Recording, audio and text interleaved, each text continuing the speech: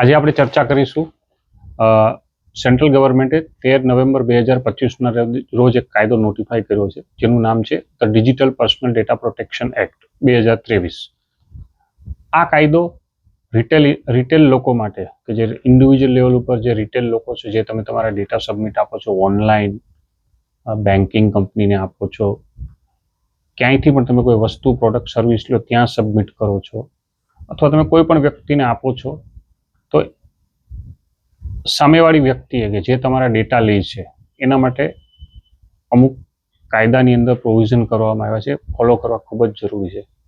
Individual level પર retail કસ્ટમરે અમુક બાબતોનું ધ્યાન રાખવાનું છે.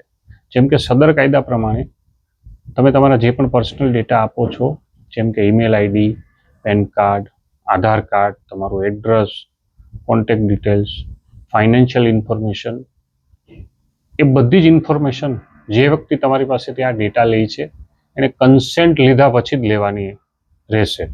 અને જ્યારે પણ એ કન્સેન્ટ લે છે તો ત્યારે તેને સામેવાળી વ્યક્તિને કે જે ડેટા આપે છે એને આ કન્સેન્ટ પાછી કેમ ખેંચાય એનું પણ સાથે પ્રોવિઝન આપવું પડશે.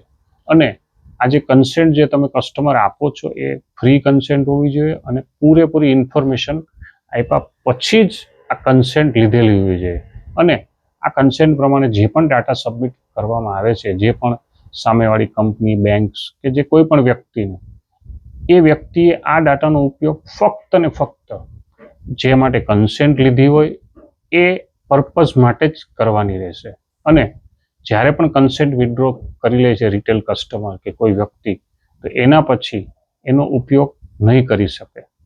અને જો આ ડેટાનો કોઈ પણ રીતે દુરુપયોગ કરવામાં આવશે, જેના માટે કન્સેન્ટ આપી હોય એ વગરના પર્પઝ માટે ઉપયોગ કરવામાં આવશે, તો એના માટે કાયદામાં 250 કરોડની પેનલ્ટીનું પ્રોવિઝન કરેલું છે.